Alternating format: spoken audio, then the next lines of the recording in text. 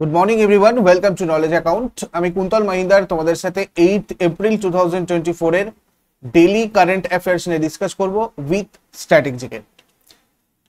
তোমরা মার্চের current affairs এর জন্য যারা যারা কমেন্ট করছো তারা ডেসক্রিপশন বক্সটা একটু গিয়ে চেক করো। এই ভিডিওর টাইটেলের উপর ক্লিক করে ওখানে আমাদের নলেজ অ্যাকাউন্ট অফিসিয়াল অ্যাপের লিঙ্ক রয়েছে। অ্যাপটা ডাউনলোড করে তার ইবুক সেকশন থেকে তোমরা এই মার্চের মান্থলি কারেন্ট অ্যাফেয়ার্সটা কালেক্ট করতে পারবে। আর পাসওয়ার্ড তোমাদের মোবাইল নাম্বার, যে মোবাইল নাম্বারটা তোমরা এই পিডিএফটা নেওয়ার সময় ইউজ করবে, রেজিস্টার করার সময়, সেই মোবাইল নাম্বারটাকেই পাসওয়ার্ড হিসেবে ব্যবহার করে নেবে।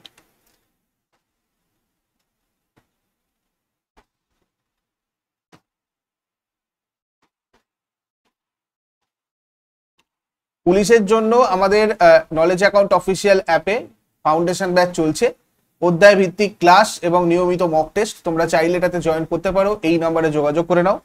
এছাড়া ডাব্লিউবিপিএসসি ক্লার্কশিপের প্রিলি আর মেনের ইন্টিগ্রেটেড ব্যাচও তোমাদের এখানে চলছে। নিয়মিত মক টেস্ট আর অধ্যায় ভিত্তিক ক্লাস, মেন পরীক্ষা পর্যন্ত যার ভ্যালিডিটি থাকবে, তোমরা চাইলে এটাতেও জয়েন করতে পারো, এই নাম্বারে তোমরা যোগাযোগ করে নিও।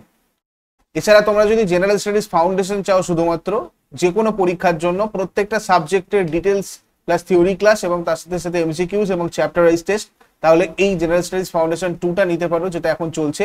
এই নম্বরে তোমরা যোগাযোগ করে নাও হোয়াটসঅ্যাপ অথবা কল করে। ফার্স্ট কোশ্চেন আজকে আমরা যেটা দেখবো, দেখো কোন রাজ্যের কাথিয়া বা কাঠিয়া গম সম্প্রতি জিআই ট্যাগ পেয়েছে? তো উত্তরপ্রদেশের এই কাঠিয়া বা কাথিয়া গম রিসেন্টলি জিআই ট্যাগ পেয়েছে। কাথিয়া গম উত্তরপ্রদেশের বুন্দেলখণ্ড অঞ্চলের একটা কৃষি পণ্য, সম্প্রতি ভৌগোলিক নির্দেশ বা জিওগ্রাফিক্যাল ইন্ডিকেশন ট্যাগটা পেয়েছে।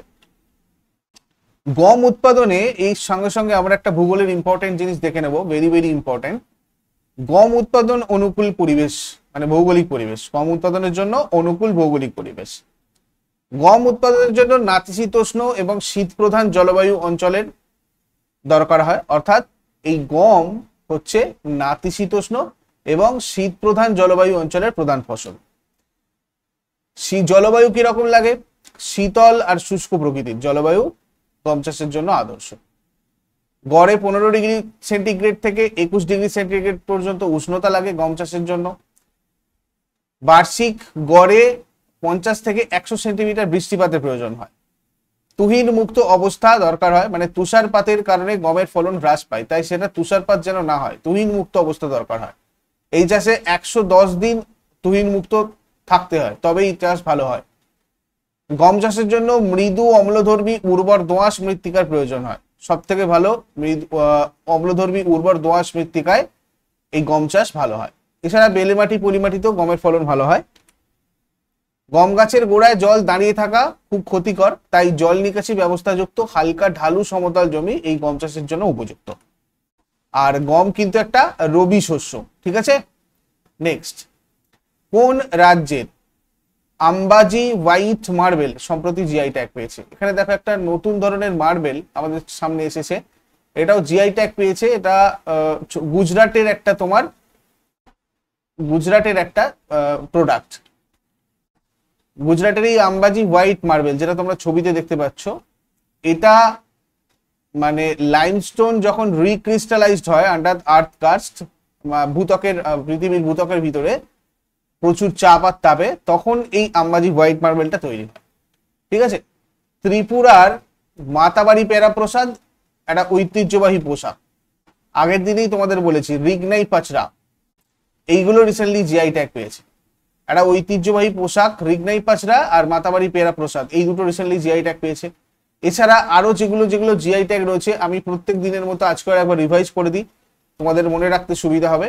উড়িষ্যার কন্ধমাল হলুদ, কটক রূপা তারকাশি, ঠিক আছে, এইগুলো রিসেন্টলি জিআই ট্যাগ পেয়েছিল। তামিলনাড়ুর ইরোর হলুদ, মহারাষ্ট্রের ওয়াদা কোলাম, গোয়ার মেন্ডোলি ব্যানানা, তামিলনাড়ুর সাবুদানা, মধ্যপ্রদেশের কড়কনাথ চিকেন, মেঘালয়ের লার্নাই মৃৎশিল্প, গারো ডাকমান্ডা যেটা একটা ট্র্যাডিশনাল ড্রেস, এছাড়া লার্নাই পটারি, গারো চুবিচি, এগুলো।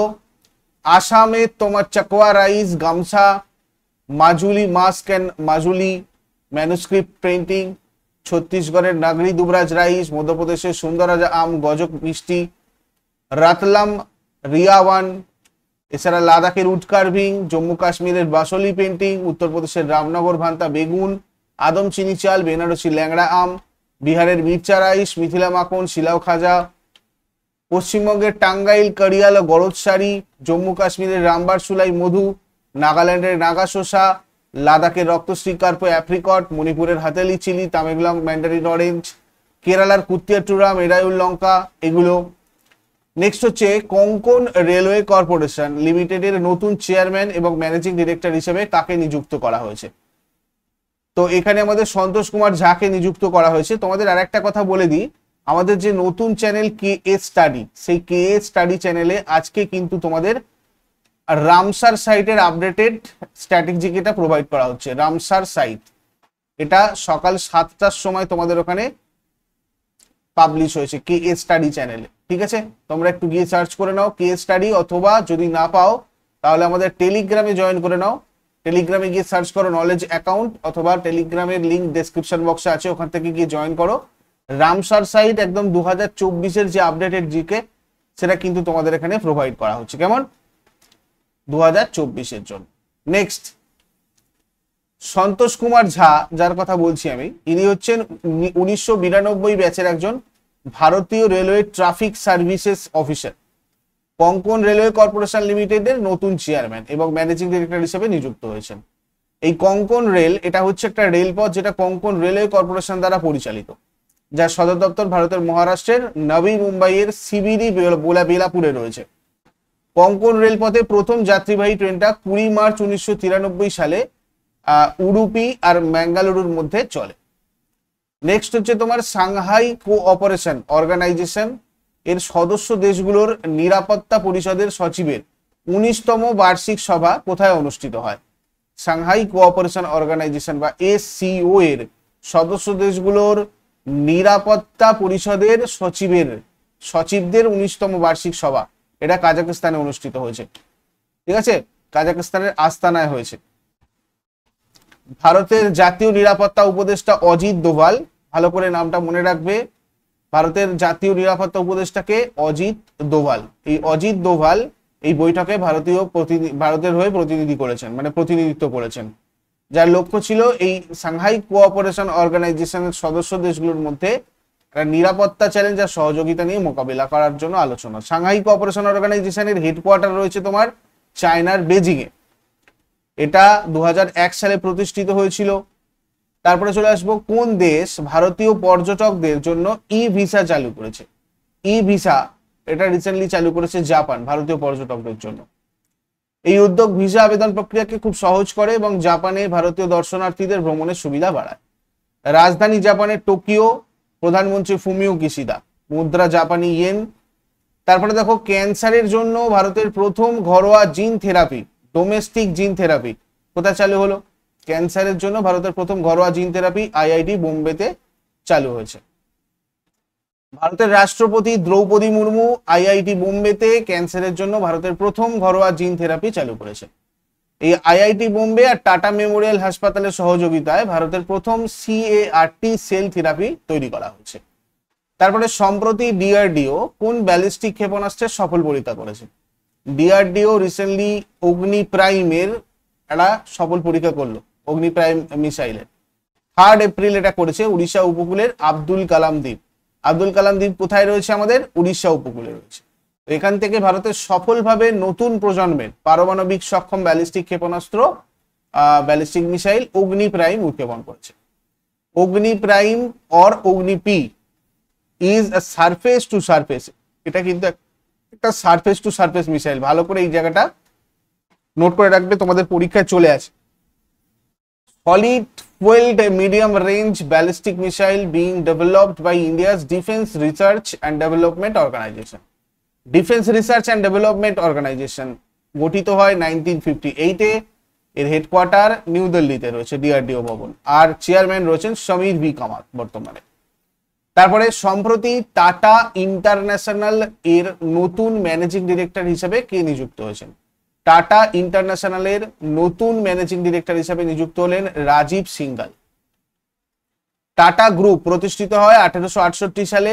এর প্রতিষ্ঠাতা জামশেদজি টাটা। সদর দপ্তর মুম্বাই, মহারাষ্ট্রের। চেয়ারম্যান রয়েছেন রতন টাটা, নটরাজন চন্দ্রশেখরন, এরা চেয়ারম্যান এমিরিটাস, আর ইনি হচ্ছেন চেয়ারম্যান আর ম্যানেজিং ডিরেক্টর।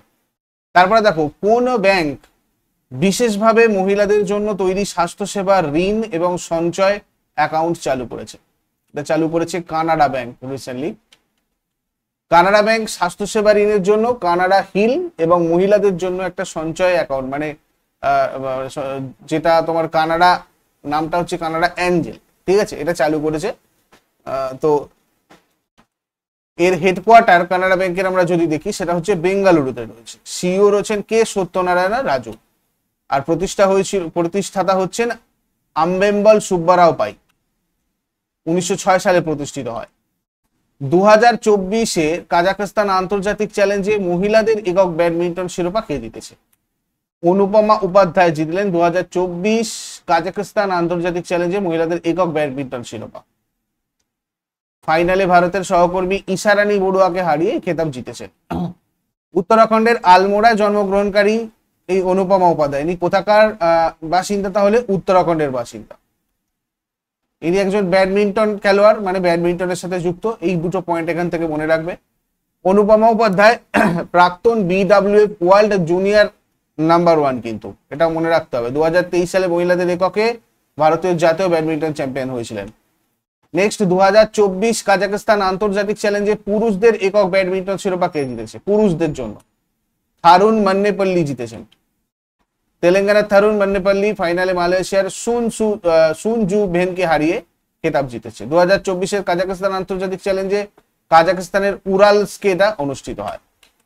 তারপর দেখো আগের দিনের হোমওয়ার্ক গুলো। কোন গ্রহকে রাতের বেলায় লালচে দেখতে লাগে? এটার উত্তর হয়ে যাবে মঙ্গল। আর পৃথিবীর গড় ব্যাসার্ধ হচ্ছে তোমার 6376 কিলোমিটার। আজকে তোমাদের জন্য প্রশ্ন থাকবে রাওলা টাইম কবে প্রবর্তিত হয় আর বিশ্ব শিক্ষক দিবস কবে পালন করা হয়? এই দুটো শেষকালে আমাকে কমেন্টে জানাও। চট করে আগের দিনের গুলো আমরা কুইক রিভাইজ করে নেবো। যারা যারা লাইভে রয়েছে অ্যান্সার করার চেষ্টা করো। 7 এপ্রিল 2024-এর কারেন্ট অ্যাফেয়ার্স কি ছিল দেখো। উসমানে সোনকো কোন দেশের প্রধানমন্ত্রী হিসাবে নিযুক্ত হয়েছেন? সেনেগাল। মনোহর আন্তর্জাতিক বিমানবন্দর বা মোপা ডিজি যাত্রা সিস্টেম চালু করেছে। এই বিমানবন্দরটি কোন রাজ্যে অবস্থিত? মনোহর আন্তর্জাতিক বিমানবন্দর এটা রয়েছে তোমার কোথায়? গোয়ায়।